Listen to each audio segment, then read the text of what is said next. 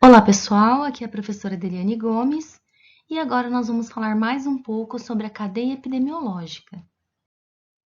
Bom pessoal, então na aula passada nós conversamos sobre o agente causador da doença, então o primeiro elo da cadeia epidemiológica. Agora nós vamos falar sobre mais alguns elos.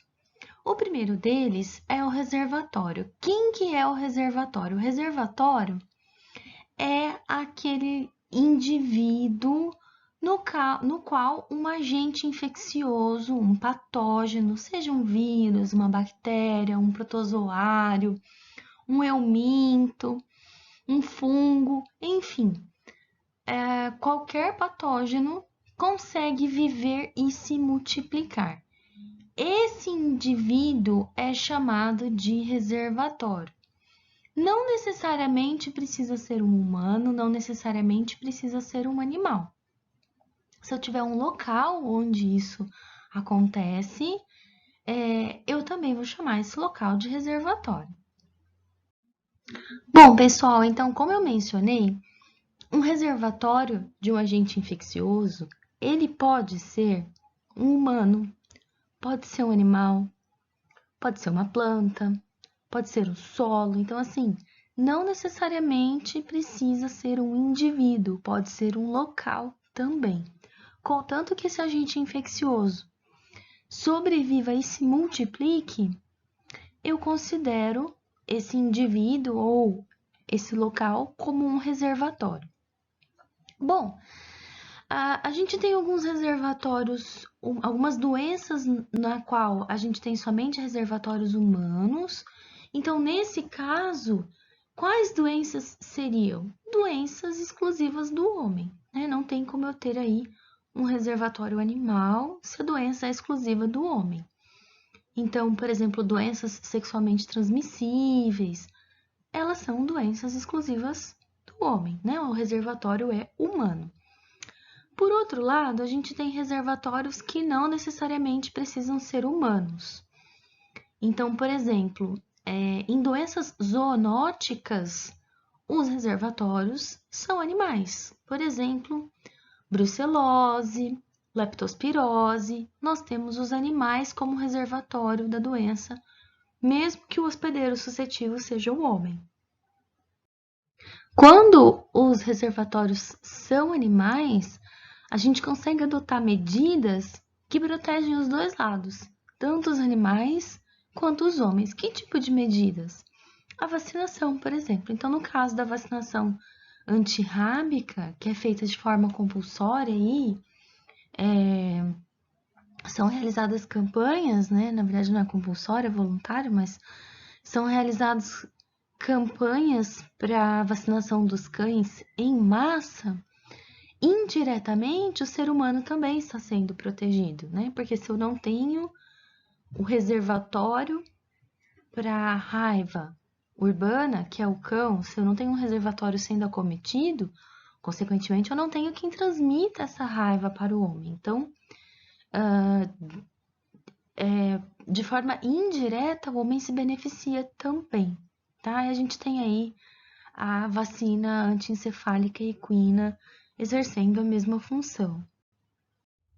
E já que a gente está falando em proteger o ser humano, por que a gente fala em proteger o ser humano? Porque essas doenças comuns entre os animais e os homens são as zoonoses, né? Doença infecciosa comum entre animais e o homem. Bom, pessoal, mas além de doenças comuns entre os homens e os animais, a gente ainda pode ter outros reservatórios para as doenças que nos acometem, como, por exemplo, o solo. Então, quando a gente está falando de um micro-organismo capaz, por exemplo, de esporular, eu vou dar um exemplo para vocês, que é o Bacillus anthracis, causador do carbúnculo hemático ou antrax. Ou ainda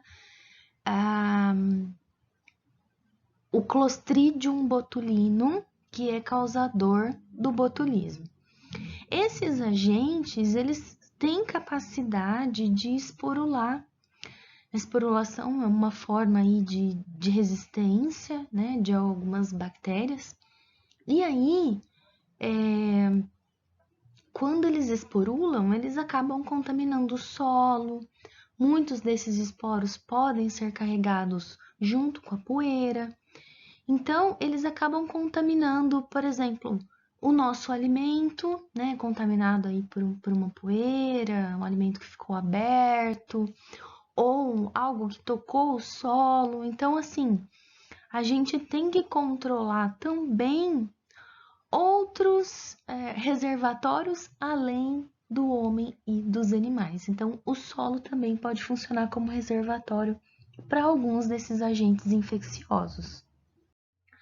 Bom, pessoal, dentro de reservatório, a gente tem um outro conceito que é a fonte de infecção.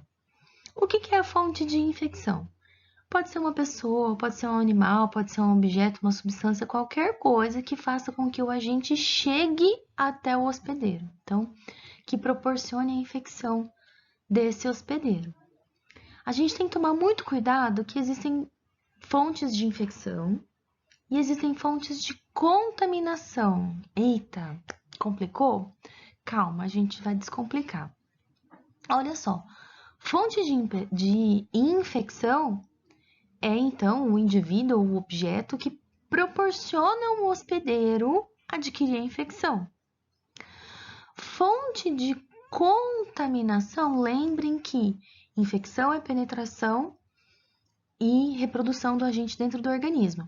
Contaminação é a presença do organismo num alimento, numa superfície, assim por diante. Então, vejam, se eu estiver falando de um cozinheiro que ele está infectado com giardia e ele foi ao banheiro, ele não se higienizou corretamente, está com as mãos repletas de giardia.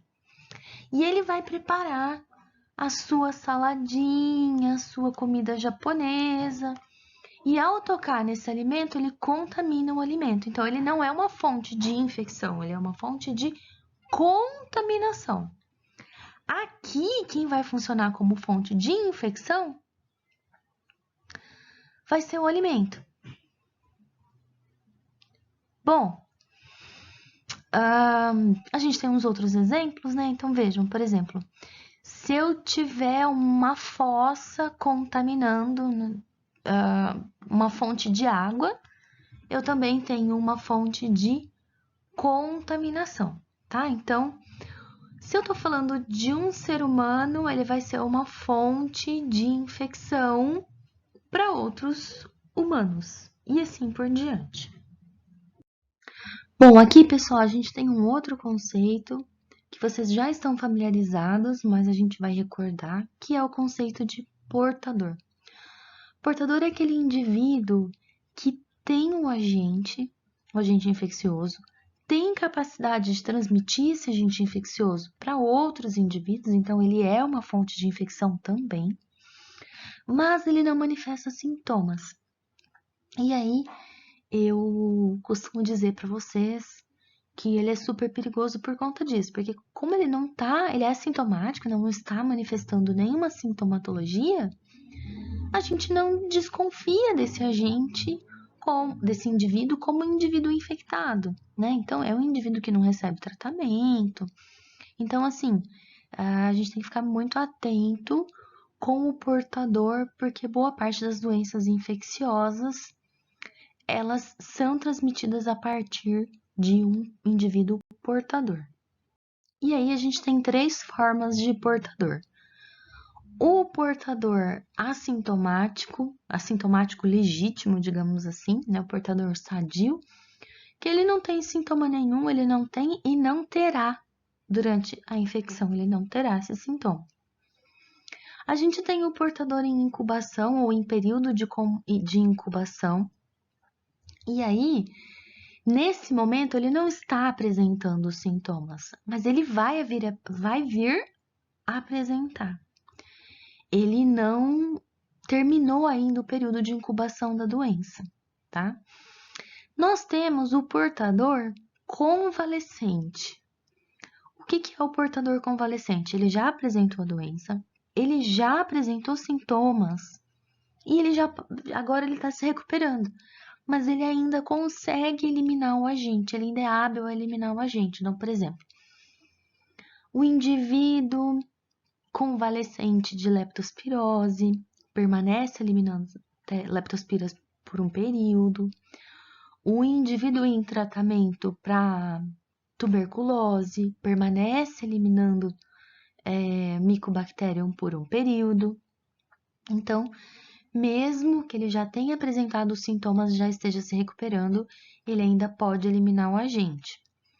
Além disso, eu tenho mais uma classificação, que seria o portador breve. O que é um portador breve? É uma doença que, por exemplo, tem um curso mais breve, como, por exemplo, a gripe, né? Então, o indivíduo pode estar eliminando o vírus influenza, mas ele não vai fazer isso por toda a vida dele, né? É um período curto.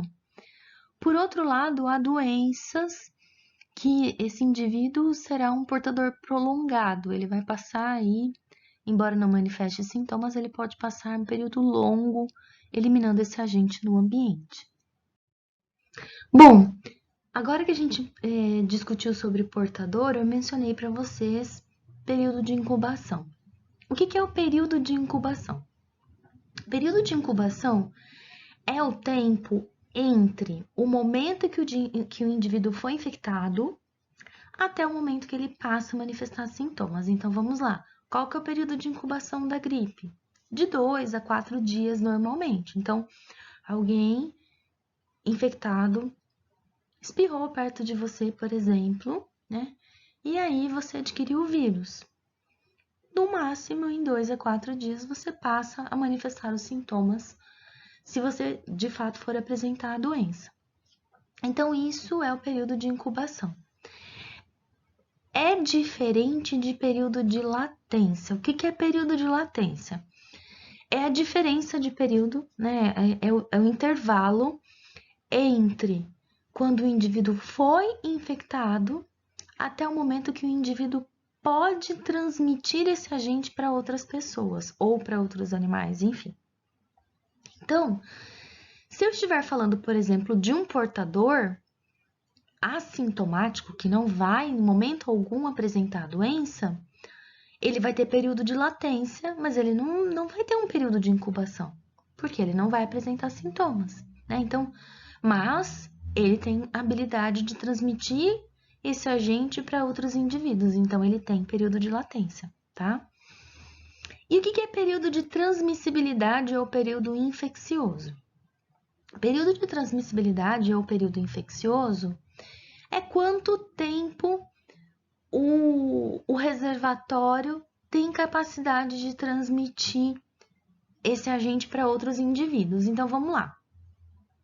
Se eu estiver falando sobre vírus da gripe, esse reservatório vai transmitir esse vírus por um período curto.